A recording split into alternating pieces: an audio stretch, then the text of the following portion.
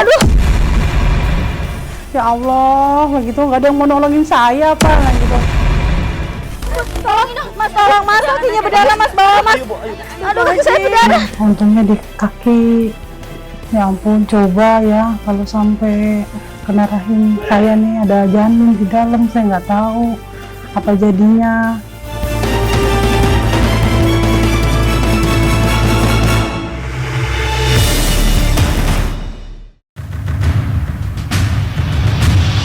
Sobat penyintas, seorang petugas Jumantik yang sedang menjalankan tugasnya tiba-tiba terkena peluru nyasar yang tidak jelas dari mana datangnya.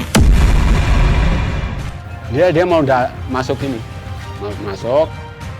mau masuk sini, nah terus dia langsung kena ketembak. Peristiwa itu terjadi pada hari Minggu tanggal 28 Maret tahun 2021 silam di Jalan Kampung Baru 1 Ciracas, Jakarta Timur. Bang saya bu, kok ibu berdarah bu, kalian keguguran bu. Aduh. Mama Dadan ini lama banget sih Mbak Min manggilnya, nih darahnya udah banyak banget ini lah gitu. Ya Allah, lah gitu nggak ada yang mau nolongin saya apa lah gitu.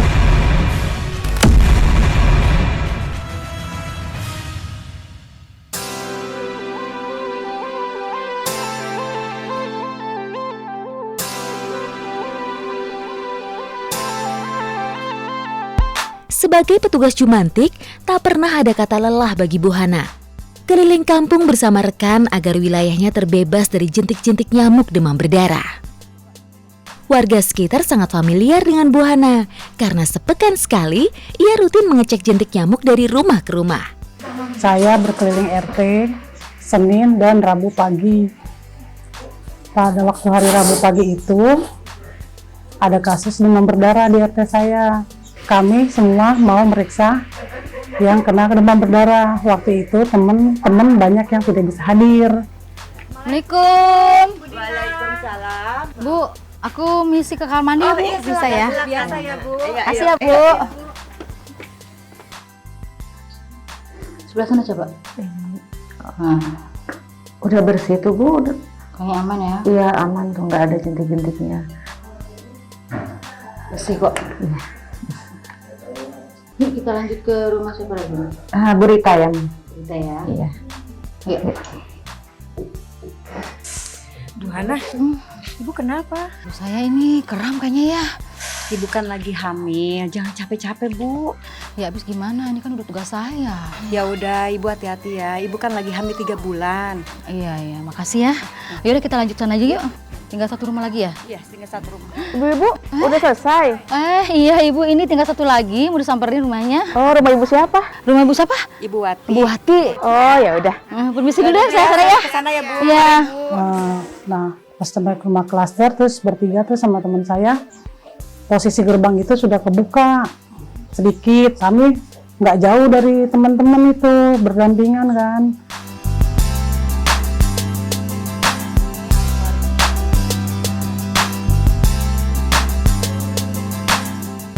Musibah naas itu terjadi ketika Bu Hana dan rekannya akan mengecek jentik nyamuk di salah satu rumah warga, sobat. Sini rumahnya ya? Nah, ini bu rumah Bu Watinya. Assalamualaikum. Bu Wati. Permisi. Assalamualaikum. Ada orangnya gak sih? Saat Bu Hana membuka pintu pagar gerbang rumah, tiba-tiba saja ia mengerang kesakitan. Baru masuk, baru kaki kanan melangkah, tiba-tiba ada letusan, tes gitu. Tesnya itu saya langsung berasa di kaki kanan.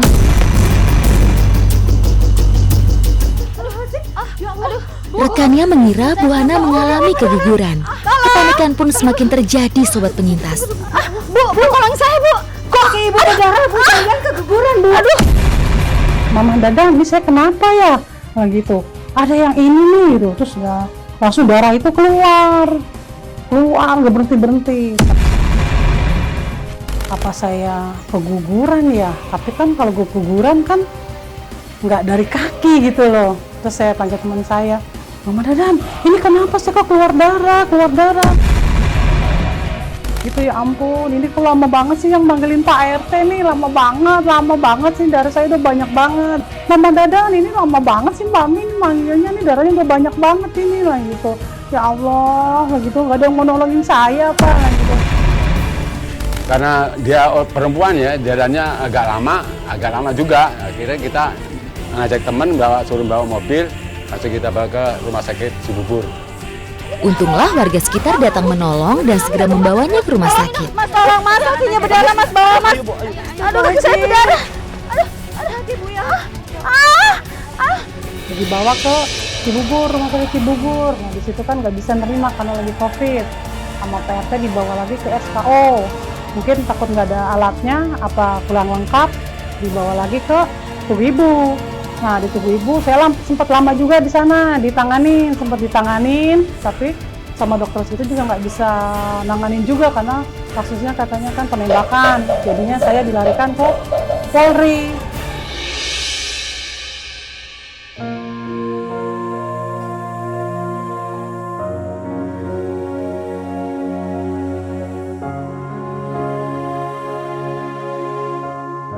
Dokter yang memeriksa Bu Hana mengatakan kalau ia tidak mengalami keguguran. Dokter, gimana dengan kandungannya dok? Ya, darah yang mengalir di kaki teman ibu ini bukan berasal dari kandungannya. Terus saya harus gimana dok? Saya sarankan teman ibu untuk dirujuk ke rumah sakit yang lebih besar karena peralatan di sini belum memadai. Baik dok, terima kasih ya dok atas rujukannya. Alhamdulillah, hati pun lega dan berucap syukur pada Allah Subhanahu wa Ta'ala. Kandungannya aman. Darah yang keluar dari kaki kanan Bu Hana disebabkan oleh sebuah benda tajam yang masuk ke dalam paha kanannya. Dokter memutuskan merujuk Bu Hana ke rumah sakit yang lebih besar untuk menjalani operasi pengangkatan benda tersebut. Saya sempat dimasukin UGD, sempat lama juga di situ. Waktu itu mau dioperasi, kita udah siap masuk ruangan operasi, ternyata jadwalnya penuh. Saya nggak dapat jadwal waktu itu.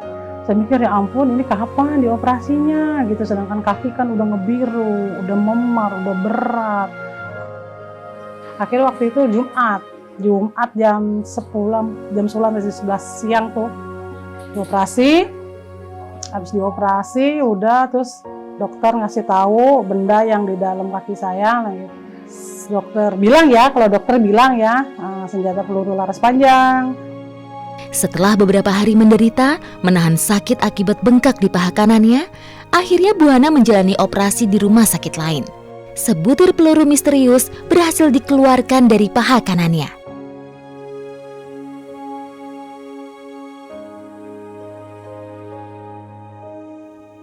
Pada waktu itu kan untungnya posisi tertembak kaki saya nih, untungnya di kaki. Ya ampun, coba ya kalau sampai kena rahim saya nih ada janin di dalam, saya nggak tahu apa jadinya. Ya memang Allah sudah melindungi saya, bayi ini dilindungi nggak terkena. Ya saya bersyukur.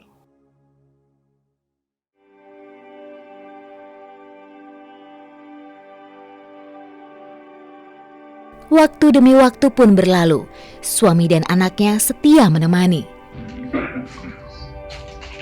Nah, gitu dong. Aku udah makan belum? Udah, tinggal kamu aja ini. Makan yang banyak biar cepat sembuh ya. Udah apaan? Baru satu suapan. Maksud ibu? Yaudah sekali lagi ya. Sekali lagi. Nah. Udah pak. Iya biar cepat sembuh. Pak, makasih ya udah dibantuin ibu. Ya Bu. Ayo, lagi. Nah. Udah apaan, nggak mau ah. Baru 2 suapan masa udah? Enggak. Para kerabat juga datang silih berganti, tak pernah reda memberi semangat kepadanya. Salam, Bu Sari, gimana kabarnya Bu? Baik Bu, gimana Bu kakinya? Alhamdulillah, udah agak mendingan. Tuh aja kandungannya nggak apa-apa ya Bu. Setelah peristiwa itu, Bu Hana memutuskan untuk istirahat untuk sementara berhenti sebagai petugas jumantik di wilayahnya. Beliau ingin berkonsentrasi untuk mempersiapkan kelahiran anaknya yang ketiga, sobat. Ya makanya ya Allah, untungnya alhamdulillah banget ya. Nggak kenapa-napa banget, ini anak bayi saya juga. Iya. Nggak apa-apa, makasih banget ya.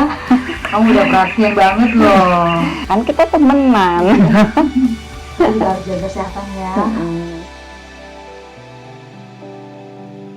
Dan saatnya pun tiba. Alhamdulillah, bayi laki-laki lahir sehat dari rahim Bu Hana. Sang suami sangat bahagia menerima kehadiran anak ketiganya itu. Seiring waktu berjalan, kini bayi laki-laki tersebut telah berusia 7 bulan nih sobat. Semoga kebahagiaan selalu menyertai keluarga ini ya sobat penyintas. Masalah atau musibah bisa datang kapan saja tanpa kita tahu dari mana arahnya.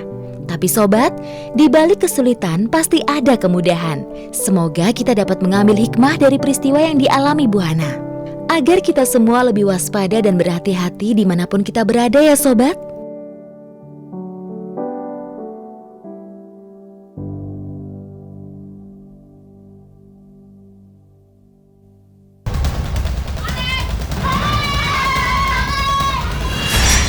Fenomena tindakan kriminalitas marak terjadi tanpa mengenal waktu dan tempat dengan berbagai modus.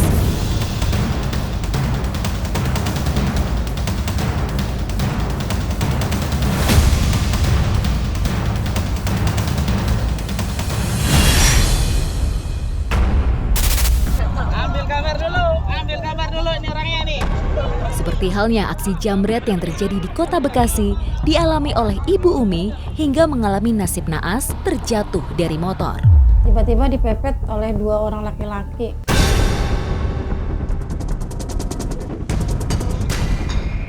Taunya itu jambret.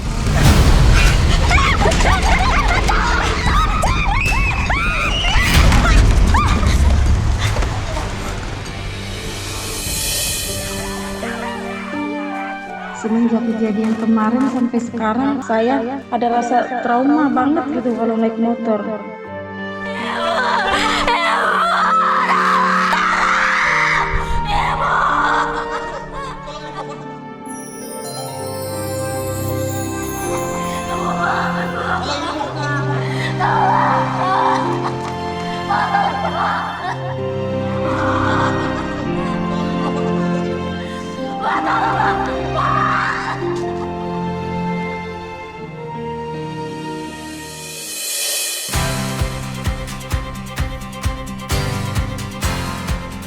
Perkenalkan penyintas kita kali ini sobat, Ibu Hajah Umi.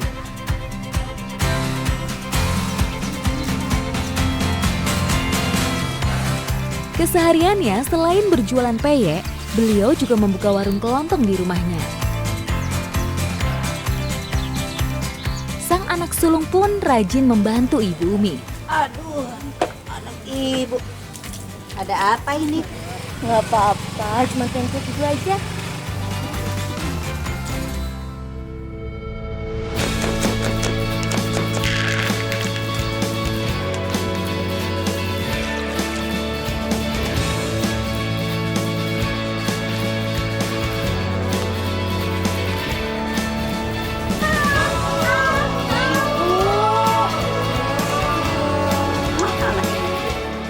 Hal ini dilakukan Ibu Umi dengan ulet demi menyambung hidup dan sekolah sang anak setelah kepergian suaminya.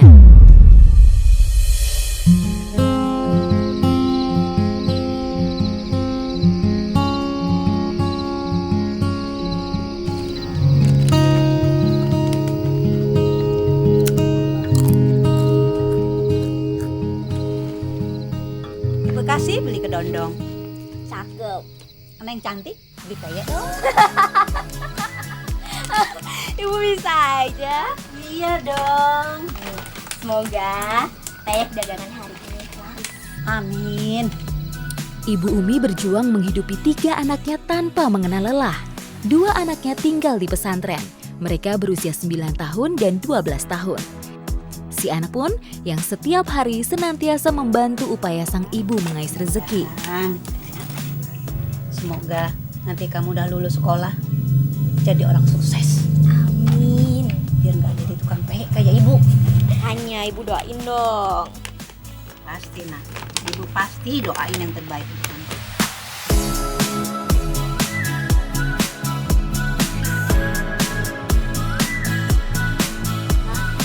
Dalam memasarkan cemilan peyek, selain di warung sendiri, beliau juga menitipkan ke beberapa tempat di sekitar rumahnya.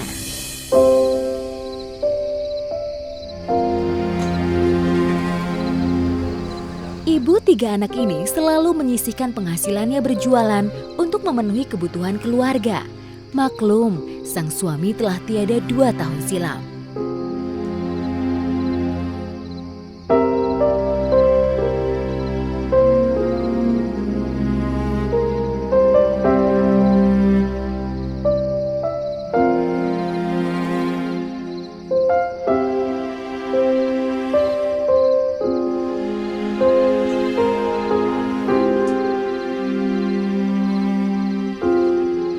Semangatnya terus membara, pantang menyerah, menjadi tulang punggung bagi keluarganya.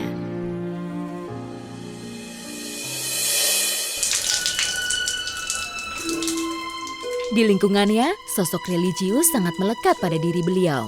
Ibu Umi yakin dengan mendekatkan diri dengan Allah akan mendapat ridho Allah, selalu diberi kemudahan dan perlindungan untuk keluarganya. Ya Allah, berikan ke hamba kekuatan serta kesabaran ya Allah dalam membimbing anak-anak hamba agar menjadi anak-anak yang soleha.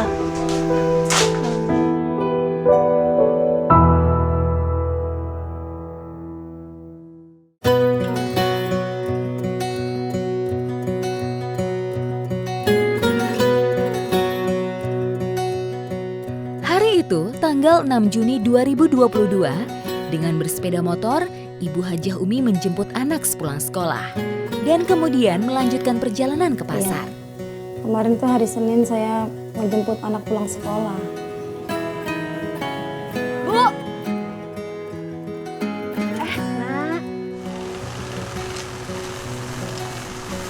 Gimana sekolahnya hari ini? Alhamdulillah baik. Yuk, sekarang yuk.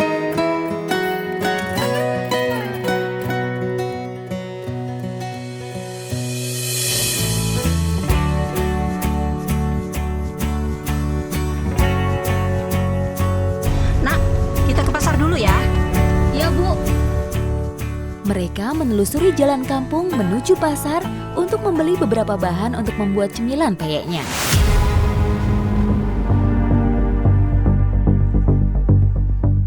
Tiba-tiba dari arah belakang muncul 2 orang mencurigakan yang membuntuti mereka.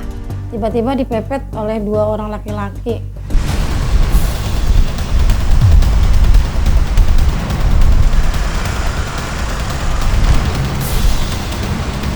Dari arah kiri belakang, seseorang mencoba meraih dompet Ibu Umi yang tersimpan di dashboard motor.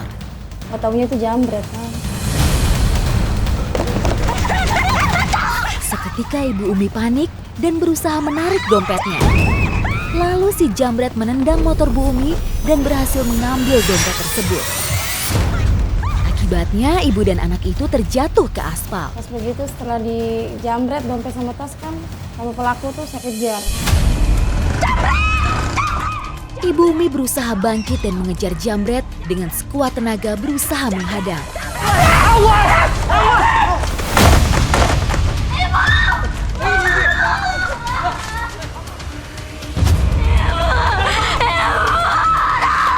Para jambret berusaha meloloskan diri, namun sial nasib mereka, dihadang oleh warga sekitar lokasi kejadian.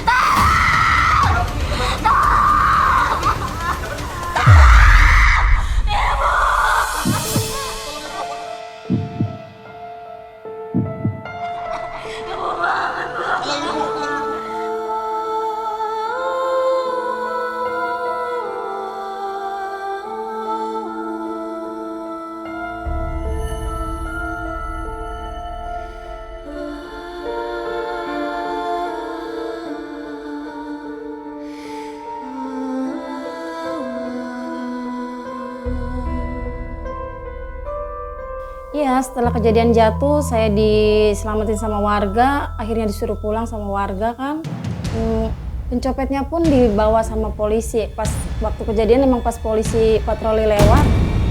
Jadi penjamret itu setelah dikeroyok massa dibawa sama polisi. Ambil kabar dulu ini orangnya nih.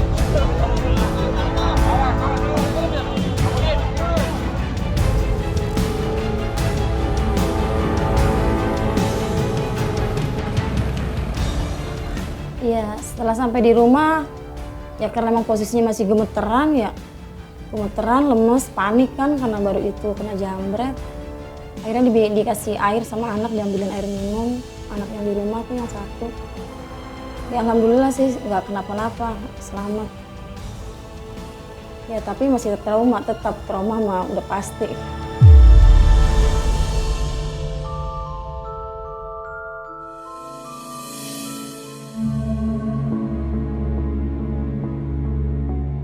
Oh ya nak, adik-adiknya di pesantren gimana?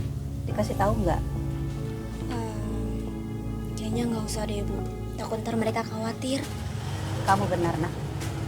Lebih baik mereka nggak usah dikasih tahu. Lagian ibu kan sekarang sudah sehat, sudah siap untuk kerja lagi. Ibu Umi merasakan trauma yang sangat mendalam. Namun beliau sangat bersyukur masih diberi keselamatan dan lolos dari tragedi itu. Dan dapat kembali bekerja untuk menghidupi anak-anaknya.